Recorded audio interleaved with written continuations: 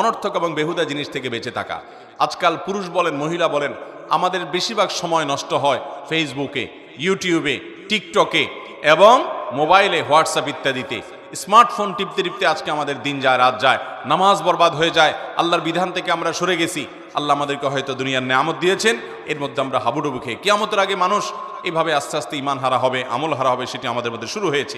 মা বোনদের মধ্যে অনেক আরেকটা রোগ আছে, যে বিশেষ করে এক মহিলা অন্য মহিলার সাথে হলে তৃতীয় কোনো মহিলাকে নিয়ে আমরা আলাপ সালাপ শুরু করি।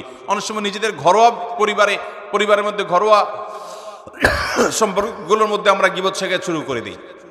অনেক মহিলা আছে স্বামীর কাছে শাশুড়ি এবং ননদের বদনামি করেন, আবার অনেক শাশুড়ি আছেন ছেলের কাছে বৌমার বিরুদ্ধে বদনামি করেন। অনেক মহিলা আছে নিজের জারের বদনামি করেন, অনেক মহিলা আছেন পাশের বাড়ির মহিলাকে নিয়ে বদনামি করেন, কানাঘুষা করেন, তার ব্যক্তিগত বিষয় কান পেতে শোনার চেষ্টা করেন, চোখ দিয়ে দেখার চেষ্টা করেন। এই রোগগুলো প্রচুর